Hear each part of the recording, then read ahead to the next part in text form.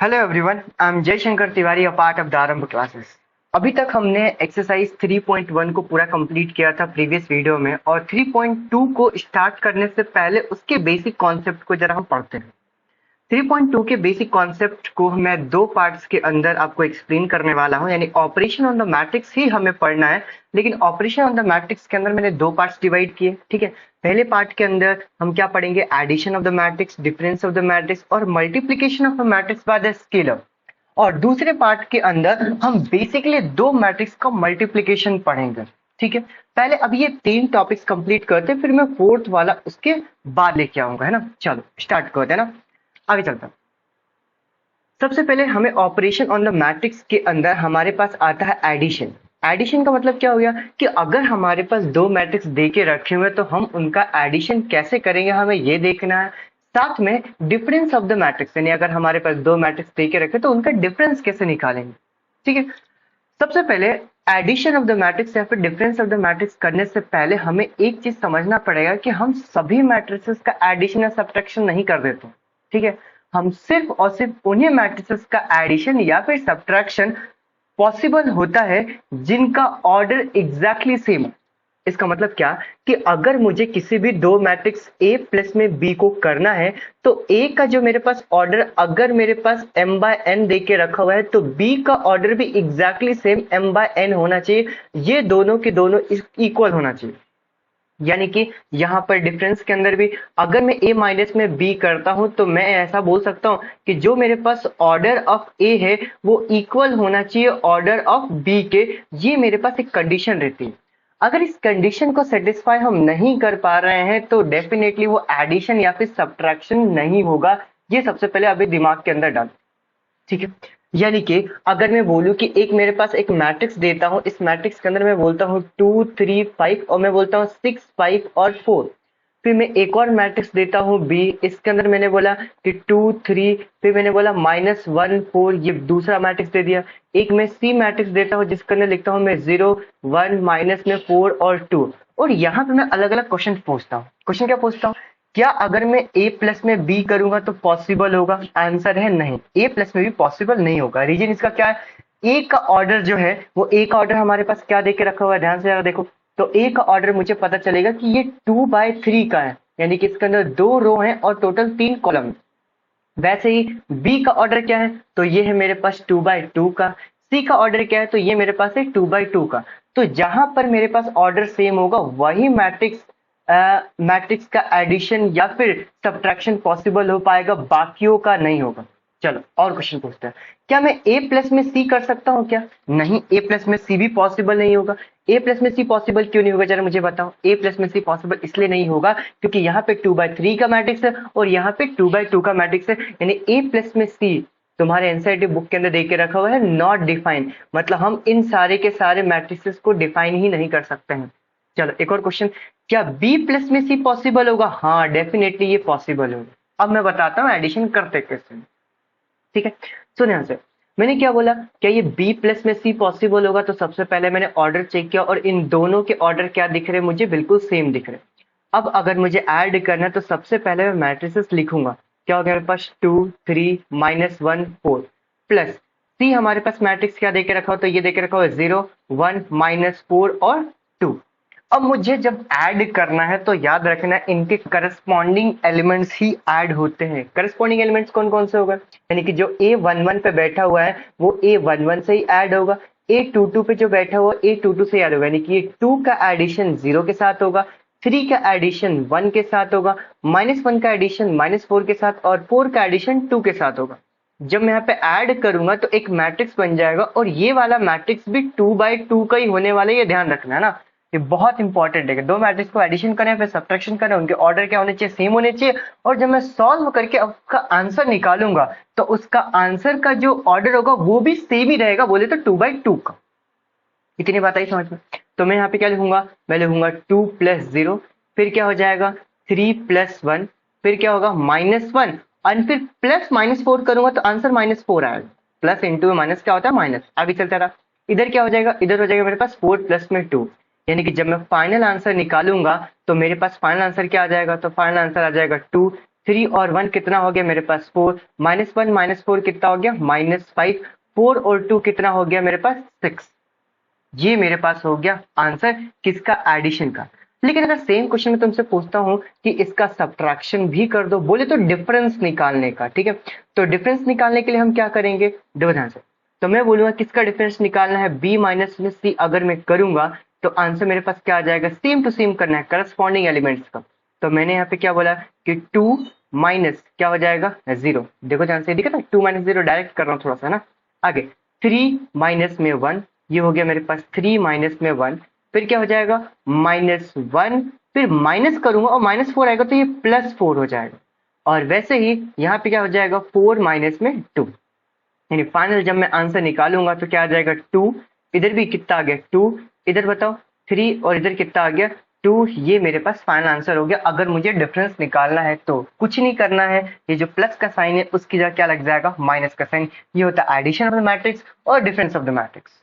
समझ में आया, ठीक है। आगे बढ़ते हैं, चलो अब एक एग्जाम्पल करेंगे, ठीक है।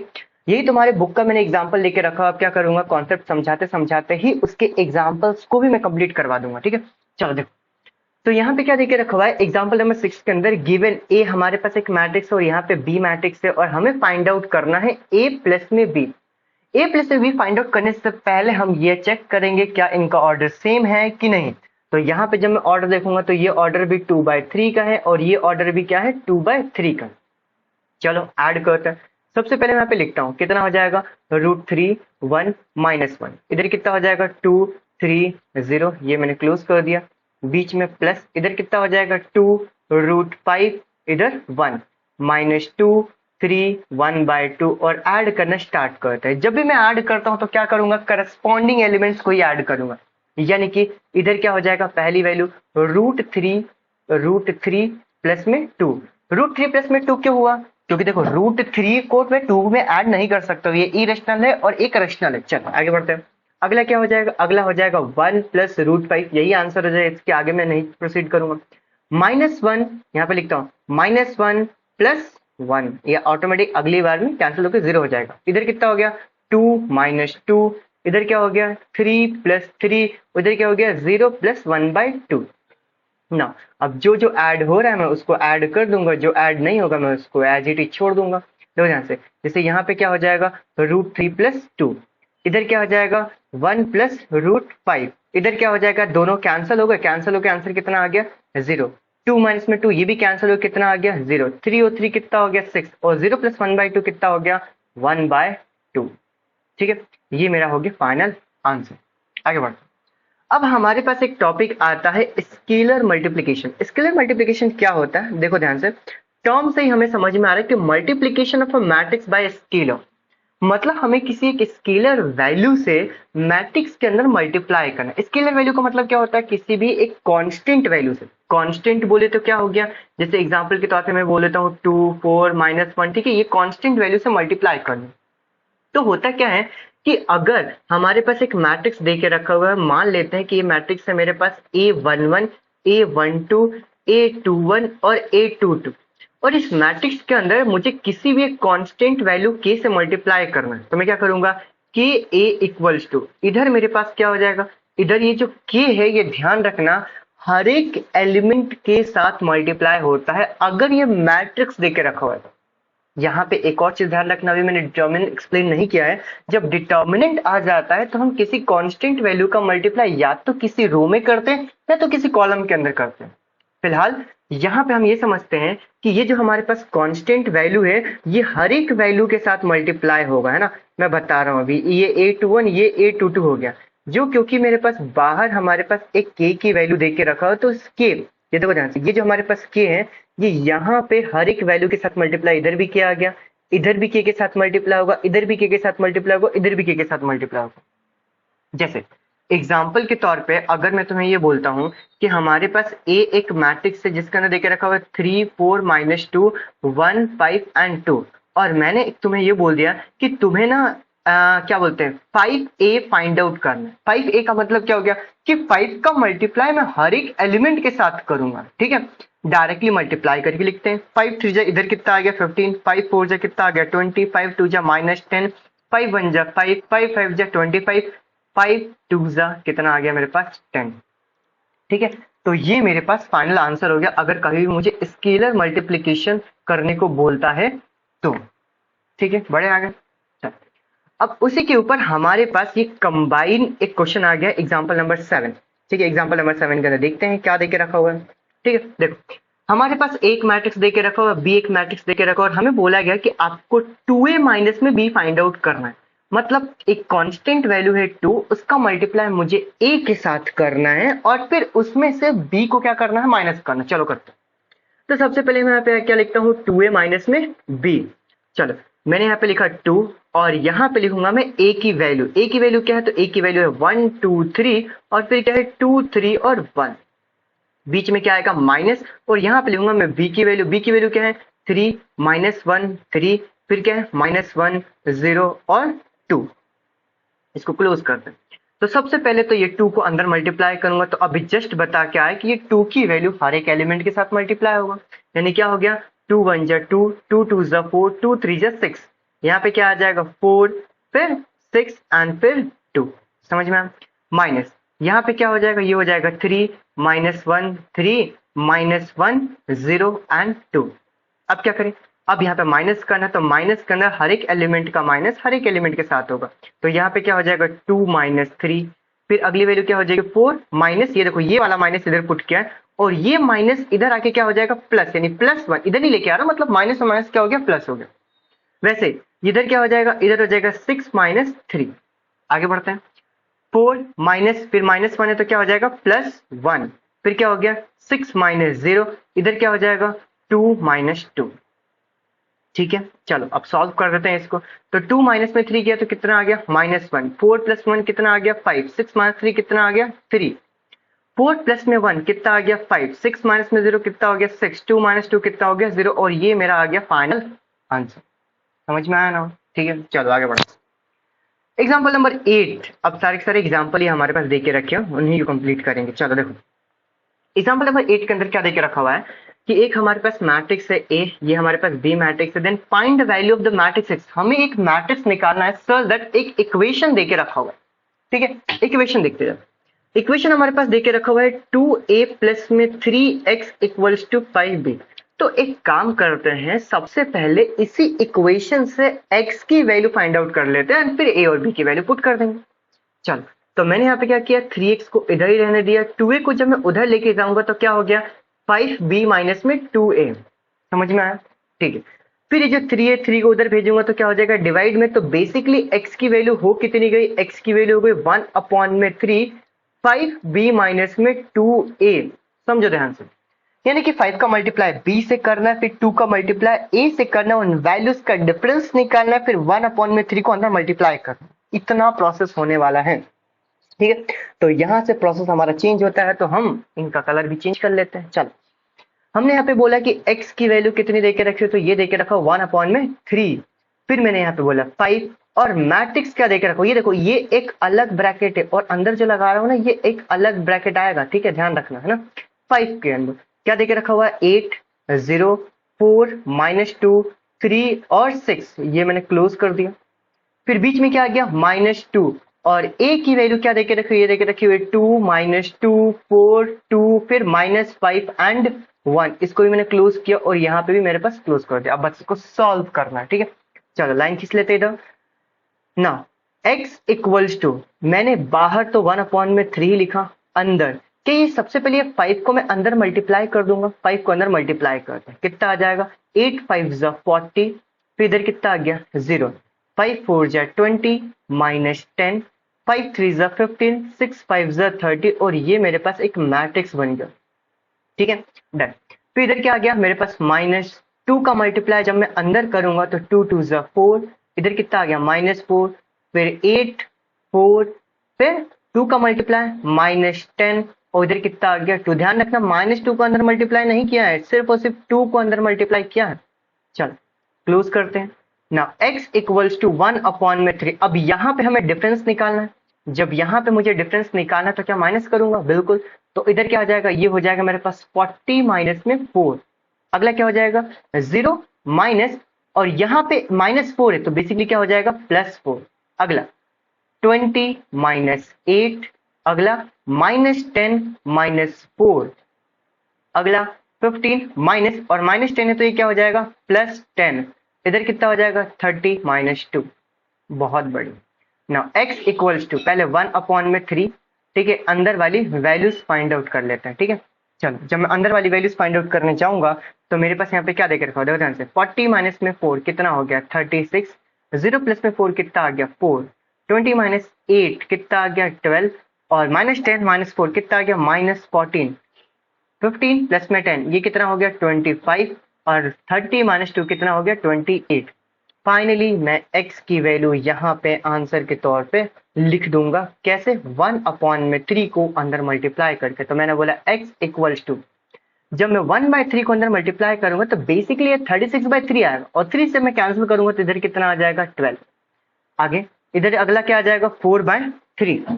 नेक्स्ट 12/3 बताओ कितना होगा, तो 12/3 की वैल्यू हो जाएगी 4। ना इधर -14/3, इधर कितना हो जाएगा 25/3, और इधर कितना हो गया 28/3। ये मेरे पास हो गया फाइनल आंसर। समझ में आया क्या? अगर नहीं समझ में आया तो एक बार और से रिपीट करके देखना। ठीक है, चलो आगे बढ़ते हैं।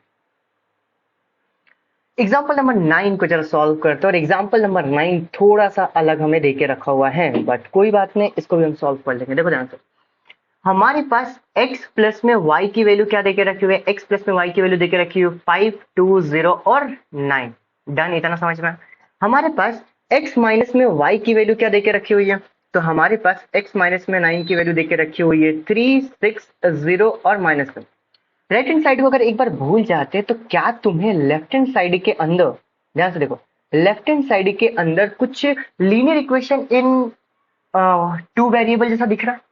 तो क्या इन्हीं इक्वेशन को मैं सॉल्व कर दूंगा तो यहाँ पे याद करो हम ऐसा लाइन खींचते थे, नहीं समझ में आया? फिर से बता दो, देखो ना, अगर मैं तुम्हें बोलता कि 2x प्लस में 4 equals to 9, sorry 2x plus Y equals to 9 देके रखा हुआ है, और x प्लस में 3y इक्वल्स टू 4 देके रखा हुआ, तो तुम्हें याद है हम ये x और y की वैल्यू निकालने के लिए हम इनके कोएफिशिएंट को सेम करते थे, और यहाँ पे साइन चेंज करके हम सॉल्व कर लिया करते थे।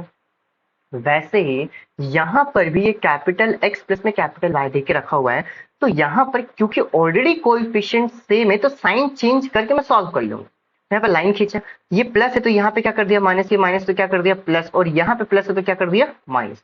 क्या ये plus x minus x cancel हो गए, प्लस वाई कितना हो गया, तो ये हो गया मेरे पास 2y इक्वल्स टू, यहाँ पर हमें मैट्रिक्स को माइनस करना है। ये ऊपर वाले मैट्रिक्स में से ये नीचे वाले मैट्रिक्स को जब मैं माइनस करूंगा तो मैं डायरेक्टली माइनस करके दिख रहा हूँ। देखो ध्यान से, 5 माइनस 3 कितना हो गया, तो ये हो गया 2। आगे चलते, 2 माइनस 6 कितना हो गया, ये हो गया -4।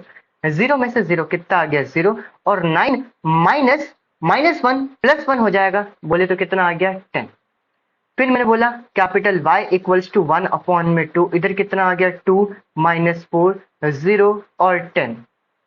सही है, 1/2 को जब मैं अंदर मल्टीप्लाई करूंगा तो कितना आ गया, तो 2 इंटू में 1/2 कितना हो जाएगा, 2 से 2 कैंसिल हो गया, इधर कितना आ गया 1, इधर कितना आ जाएगा -2, इधर तो 0 ही आएगा, और इधर कितना आ गया 5। तो बेसिकली हमारे पास y की वैल्यू निकल चुकी है, मतलब y जो मैट्रिक्स हमारे पास था वो निकल चुका है। ठीक है, जैसे हमारे पास y वाला मैट्रिक्स निकल गया है तो अब क्या करूंगा, अब मैं x की वैल्यू निकाल लूंगा कोई सी भी इक्वेशन के अंदर पुट करके।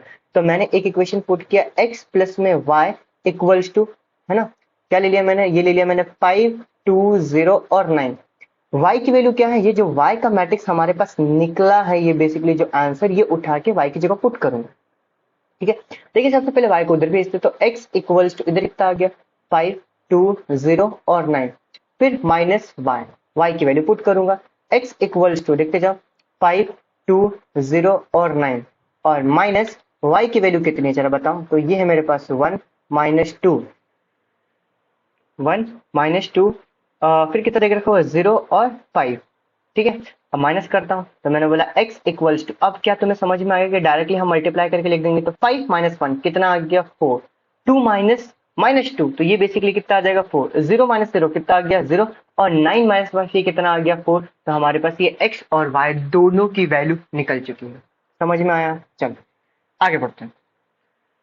Example number 10। अब यहाँ पे हमारे पास इक्वालिटी वाला भी कॉन्सेप्ट दे के रखा हुआ है, ठीक है, और एडिशन सब्ट्रैक्शन, ये दोनों कॉन्सेप्ट दे के रखे हैं। देखो ना, हमें यहाँ पे एक इक्वेशन दे के रखे और इस इक्वेशन के अंदर x और y की वैल्यू फाइंड आउट करना है। जब x और y की वैल्यू फाइंड आउट करनी है और यहाँ पे एक मैट्रिक्स दे के रखो, तो क्या इधर भी सॉल्व करके मुझे एक सिंगल मैट्रिक्स लेके आना पड़ेगा? क्योंकि इधर हमारे पास एक सिंगल मैट्रिक्स लेके रखा हुआ है। तो चलो कोई बात नहीं, इसी के आगे सॉल्व करना स्टार्ट करते हैं। 2 बाहर हमारे पास एक स्केलर वैल्यू है, इसका मल्टीप्लाई जब मैं अंदर करूंगा तो क्या आ जाएगा 2x, इधर कितना आ गया 10, 7 टू कितना आ गया 14, एंड 2 को जब इधर मल्टीप्लाई करूंगा तो कितना आ जाएगा 2y माइनस 3 टू किधर कितना हो गया 6। ये एक मैट्रिक्स बन चुका है। प्लस इधर हमारे पास मैट्रिक्स क्या है 3 माइनस 4 1 और 2, और इस साइड तो एक मैट्रिक्स हमारे पास फिक्स देके रखा हुआ है 7 6 15 और 14। समझ में आया क्या? चलो अब यहाँ पे हमारे पास दो मैट्रिक्स का एडिशन देके रखा हुआ है, तो इन दोनों ही मैट्रिक्स को मैं क्या कर दूंगा, मैं इन दोनों मैट्रिक्स को ऐड करना स्टार्ट करता हूँ। देखो तो 2x का एडिशन में 3 से करूंगा तो इधर कितना आ गया 2x plus 3, 10 plus minus 4, 10 minus 4 basically कितना आ जाएगा 6, 14 प्लस 1 कितना आ गया मेरे पास 15, और 2y माइनस में 6 प्लस 2 करूंगा। देखो ध्यान से यहाँ पे 2y, ठीक है, माइनस 6 प्लस में 2 करूंगा, है ना। अब इसको थोड़ा सा डायरेक्टली मैं कर रहा हूँ, ठीक है, ध्यान से देखो, माइनस 6 प्लस जब मैं 2 करूंगा तो क्या आंसर मेरे पास माइनस 4 आ जाएगा। तो यहाँ पे फिलहाल के लिए मैं इसको इरेज करके डायरेक्टली क्या लिख देता हूँ, और चलो इसको डायरेक्टली क्या लिख देते हैं, माइनस 6 प्लस में 2 कितना आ गया मेरे पास माइनस 4। ये मेरे पास इन दोनों को कंबाइंड मैट्रिक्स बन गया। और इधर भी हमारे पास एक मैट्रिक्स है 7 6 15 एंड 40। तुमने देखा होगा कि जो मेरे पास 6 है तो यहाँ पे भी 6 दिख रहा है, यहाँ पे 15 है तो इधर भी 15 दिख रहा है, तो इनको तो इक्वेट करने की जरूरत नहीं है। बाकी दोनों इक्वेशंस को मैं इक्वेट करके अपना आंसर निकालूंगा, ठीक है। चलो देखो तो मैंने बोला ये 2x प्लस में 3 किसके इक्वल रहेगा 7 के, तो मैंने यहाँ पे बोला कि ये 2x प्लस में 3 इक्वल्स टू कितना आ गया 7। यहाँ पे 2x इक्वल्स टू 7 माइनस में 3, फिर कितना आ गया 2x इक्वल्स टू 7 माइनस 3 कितना आ गया 4। तो फाइनली x की वैल्यू जो उधर जाके 2 डिवाइड में हो जाएगा तो कितना आ जाएगा 2, यानी x की वैल्यू कितनी आ गई 2। नाउ वैसे ही एक काम करते हैं, y की वैल्यू भी फाइंड आउट कर लेते हैं इक्वेट करके। तो मैंने बोला ये हो जाएगा 2y माइनस 4 इक्वल्स टू कितना आ गया 14। Now 2y equals to 14 minus 4 उधर जाएगा तो कितना आ गया प्लस 4। तो 2y इक्वल्स टू 14 प्लस में 4 कितना आ गया 18। जब मैं इधर और आगे सॉल्व करूंगा तो y इक्वल्स टू 18, क्या दिक्कत दे रहा है ये? मैंने बोला y इक्वल्स टू 18 अपॉन इधर कितना आ गया 2, 2 से जब मैं यहाँ पे डिवाइड करूंगा तो y की वैल्यू कितनी आ गई 9। समझ में आया क्या? ठीक है, ये मेरे पास क्या हो गया आंसर। आगे बढ़ते हैं। हाँ भाई, ये एग्जांपल नंबर 11 और ये हमारा लास्ट क्वेश्चन है, टेंशन ना लो, ठीक है। चलो, और ये बढ़िया क्वेश्चन है, बड़ा क्वेश्चन है, बस दिख रहा है बड़ा लेकिन है बहुत आसान। देखो ये मेरे पास आधा क्वेश्चन ये है और आधा क्वेश्चन इधर तुम्हें दिख रहा हो। चलो पढ़ना स्टार्ट करते हैं। देखो ओ इधर आ जा भाई। चलो देखो, हमारे पास देखे रखा हो कि 2 फार्मर रामकिशन, एक है Ramkishan and Gurcharan Singh, cultivate only 3 variety of the crop, sorry 3 variety of the rice. Namely इनके नाम क्या है, तो इनके नाम है बासमती, परमल और नौरा। The sale in the rupees of this variety of the rice by both the farmers in the month of the September and October are given by the following matrices A and B. अब इनके sales देख के रखे हुए, अब इस matrix को थोड़ा समझते हैं। जो पहले देखो यहाँ पे तो सबसे पहले सितंबर की बात करी जा रही है। सितंबर के अंदर यहाँ पे देख के रखा फर्स्ट कॉलम में परमल, सॉरी बासमती, फर्स्ट कॉलम में बासमती, सेकंड वाले के अंदर परमल और थर्ड वाले के अंदर नौरा। फर्स्ट रो के अंदर क्या देख के रखा हुआ है रामकिशन का सेल, और सेकंड रो के अंदर क्या देख के रखा हुआ है गुरुचरण का सेल, ठीक है। आगे चलते हैं, ये अक्टूबर मंथ का देख के रखा हुआ है बासमती, है ना, 5000 का सेल, परमल 10,000 का सेल, ठीक है। समझ में आया? मतलब ये हमारे पास दो अलग अलग मंथ का डेटा दे के रखा हुआ है। समझ में आया? जैसे एग्जांपल के तौर पे अगर मैं पूछूं कि बताओ ये 30,000 क्या है, तो क्या बोलोगे कि ये 30,000 गुरुचरण का, सितंबर मंथ का गुरुचरण का परमल का सेल है। ये 20,000 क्या अगर मैं पूछूं तो क्या बोलोगे, सितंबर मंथ के अंदर रामकिशन का परमल का सेल कितना गया है 20,000। समझ में आया? वैसे इधर जरा पूछ लेते हैं, मैं पूछूं ये 5,000 क्या है, तो मैं क्या बोलूंगा रामकिशन का बासमती का सेल कितना हुआ है 5,000, कब अक्टूबर मंथ के अंदर। इतना हमारे पास डाटा देके रखा हुआ है। ठीक है, चलो समझ में आगे चलते हैं।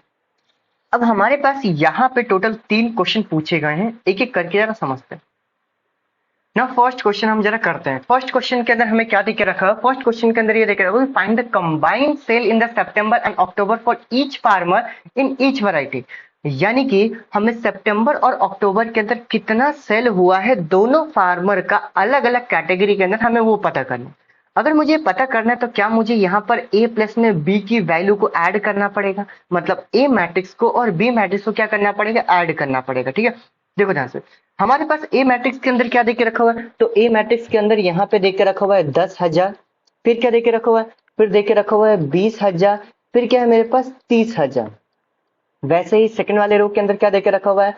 50,000। ठीक है, फिर कितना है मेरे पास? 30,000 एंड फिर कितना है? ये है मेरे पास 10,000। वैसे ही प्लस अगर मैं बी वाले के अंदर देखूं कि बी वाले के अंदर क्या क्या देके रखा हुआ, तो ये देके रखा हुआ है मेरे पास 5,000, फिर क्या है? फिर ये मेरे पास 10,000, फिर है मेरे पास 6,000। आगे बढ़ते हैं, फिर मेरे पास है 20,000, फिर कितना है मेरे पास? 10,000। ठीक है, और फिर कितना है मेरे पास? वापस 10,000। तो मुझे क्योंकि कंबाइन सेल निकालना है, तो कंबाइन सेल निकालने के लिए इन दोनों को क्या कर दूंगा? ऐड करूंगा। ठीक है, तो डायरेक्टली मैं यहाँ पे ऐड करके लिख देता हूँ। ऐड करूंगा तो क्या आ जाएगा? 10,000 5,000 कितना हो गया मेरे पास? 15,000। वैसे ही 10 और 20। ठीक है, ये यहाँ पे 10 और ये मेरे पास 20, टोटल कितना हो जाएगा? ये हो जाएगा मेरे पास 30,000। 30,000 6,000 कितना आ गया मेरे पास? 36,000। ठीक है, 50,000 20,000 ये कितना हो गया मेरे पास? ये हो गया मेरे पास 70,000। 30,000 10,000 ये कितना हो गया? ये हो गया मेरे पास 40,000। 10,000 10,000 ये कितना आ गया मेरे पास? 20,000। तो ये मेरे पास ए प्लस में बी क्या देता है? ए प्लस में दे रहा है कंबाइंड सेल सितंबर और अक्टूबर के अंदर। समझ में आया? ठीक है, आगे फिर क्या बोल के रखा हुआ कि find the decrease in the sale from the September to October. सितंबर से अक्टूबर के अंदर कितना सेल डिक्रीज हुआ, मुझे ये फाइंड आउट करना है। ठीक है, मतलब सितंबर में अगर तुम ध्यान से देखो तो इसके अंदर ज्यादा था और बाद में ना कम सेल हुआ। तो अगर मुझे डिक्रीज निकालना है, ठीक है, तो डिक्रीज के लिए क्या मैं यहीं पर माइनस कर दूं? जब मैं माइनस करूंगा तो ऑटोमेटिक मेरे पास आंसर आ जाएगा। ठीक है, तो सेकंड वाला निकालने के लिए मैं क्या करूंगा? मैं यहाँ पे कर दूंगा a माइनस में b। डायरेक्टली माइनस कर दूं क्या? चलो माइनस कर दो, तो ऊपर लिखा हुआ है 10,000 माइनस में 5,000 करूंगा तो ये आंसर क्या आ गया मेरे पास? 5,000 डिक्रीज हुआ। 20,000 माइनस 10,000 ये कितना आ गया मेरे पास? 10,000। ठीक है, आगे बढ़ते हैं यार। फिर 30,000 माइनस 6,000 ये कितना हो जाएगा? ये हो जाएगा 24,000। ठीक है, आगे 24,000 का डिक्रीज हुआ। 50,000 माइनस 20 ये इधर कितना हो जाएगा मेरे पास? इधर हो जाएगा मेरे पास 30,000। 30,000 माइनस 10,000 ये कितना आ जाएगा? ये मेरे पास हो जाएगा 20,000। ठीक है, नाउ 10,000 माइनस 10,000 ये तो पूरा का पूरा ही डिक्रीज, कुछ भी नहीं हुआ, तो यहाँ कितना हो जाएगा मेरे पास? 0। यानी इस वाले सेक्शन के अंदर कुछ भी डिक्रीज नहीं हुआ। ये हो गया मेरे पास सेकंड वाले का आंसर। आगे क्वेश्चन देखते हैं। अगले क्वेश्चन में ये देके रखा हुआ है थर्ड वाला ना, if both farmer receive 2% profit on growth sale and compute the profit for each farmer for the each variety of the sold in September. देखो, सॉरी सितंबर नहीं, अक्टूबर। सबसे पहले तो ये कि हमारी ना अक्टूबर की बात चल रही है और अक्टूबर के अंदर उन्होंने क्वेश्चन में ये बताया कि दोनों फार्मर ने जितना भी सेल किया उसके ऊपर 2% कमाया अलग अलग। तो हमें वही कंप्यूट करना है कि इनका प्रॉफिट कितना हुआ अक्टूबर मंथ को। चलो करते हैं जरा। तो मैंने यहाँ पे ये बोला कि पहले एक एग्जांपल बताता हूँ, फिर ऑटोमेटिक सब समझ में आ जाएगा। देखो ध्यान से, एग्जांपल के अंदर क्या, जैसे मैंने क्या बोला कि आपने ना टोटल 100 रुपए का सेल किया, खरीदा कितने में था पता नहीं, टोटल 100 रुपए का सेल किया और इसके ऊपर आपको 2% प्रॉफिट मिला, तो क्या आप डायरेक्टली ऐसा कर दोगे 2% ऑफ द 100 और ये निकालोगे तो कितना आ जाएगा? 2 अपॉन में 100 इंटू में कितना आ गया? 100। सही है, यानी ये कितना आ जाएगा? ये आ जाएगा 2 रुपए का मेरे पास प्रॉफिट हुआ। वैसे ही क्योंकि थर्ड क्वेश्चन के अंदर हमारे पास अक्टूबर मंथ की बात चल रही है और अक्टूबर मंथ का डाटा बी से रिप्रेजेंट हुआ है, मतलब बी मैट्रिक्स से रिप्रेजेंट हुआ है, तो क्या अगर मुझे यहां पर प्रॉफिट फाइंड आउट करना है, समझना ध्यान से ना, तो मैं ऐसा बोल दूंगा कि 2% ऑफ सेट बी। समझ में आया? फिर मैं यहाँ पे क्या बोलूंगा कि यहाँ पे 2% कितना हो जाएगा, 2/100 मल्टीप्लाई बाय, यहाँ पे बी मैट्रिक्स को लिखूंगा। तो बी मैट्रिक्स क्या था, तो ये था मेरे पास 5000। फिर अगला क्या था, अगला था मेरे पास 10,000। अगला क्या था, तो अगला था मेरे पास 6000। ठीक है, आगे बढ़ते रहा। फिर नेक्स्ट क्या था मेरे पास 20,000। फिर क्या था, फिर अगला था मेरे पास 10,000। ठीक है, फिर अगला क्या था, अगला भी था मेरे पास 10,000 ही था। ठीक है, अब जब मैं 2% निकालूंगा तो 2/100 को इधर अंदर मल्टीप्लाई कर दूं। जब मैं अंदर मल्टीप्लाई करने जाऊंगा तो मैं थोड़ा सा डायरेक्ट मल्टीप्लाई कर रहा हूं, इधर मैं एक करके बता देता हूँ, फिर मैं डायरेक्ट कर दूंगा। जैसे मैंने बोला कि 2/100 का मल्टीप्लाई अगर मैं 5000 से करूंगा, क्योंकि ये 2 जीरो से ये 2 जीरो तो ऑटोमेटिक कैंसिल होगा। एंड ये जो हमारे पास बचेगा, ये 2 जीरो को हटा के 50 का क्या कर दूंगा, डबल, यानी कितना हो गया 100। तो इधर क्या हो गया मेरे पास 100। वैसे इधर 2 जीरो को हटाए क्या बचेगा मेरे पास 100, 100 का 2 से मल्टीप्लाई करूंगा, इधर कितना आ गया मेरे पास 200। यहाँ पे 2 जीरो कितना आ गया 60, 60 का मल्टीप्लाई 2 से करूंगा, कितना आ गया मेरे पास 120। इधर 2 जीरो हटा के कितना बचा 200, 200 का मल्टीप्लाई अगर मैं 2 से करूंगा तो टोटल 400 का प्रॉफिट हुआ। 2 जीरो को हटा के 100 का मल्टीप्लाई 2 से, टोटल कितना आ गया मेरे पास 200। वैसे 2 जीरो को हटा के 100 उधर से मल्टीप्लाई करूंगा, कितना आ गया मेरे पास 200। मतलब इतना उनका प्रॉफिट हुआ है। ठीक है, समझ में आया? काफी कम प्रॉफिट है। चलो कोई बात नहीं, समझ में आया कि नहीं आया? ठीक है, आई होप आपको ये पूरा का पूरा लेक्चर समझ में आया होगा। नेक्स्ट वीडियो के अंदर हम ऑपरेशन और मैट्रिसेस ही समझेंगे। टॉपिक चेंज हो जाएगा। टॉपिक क्या हो जाएगा? टॉपिक हो जाएगा multiplication of the two matrix. I hope आपको समझ में आया होगा। Thank you so much.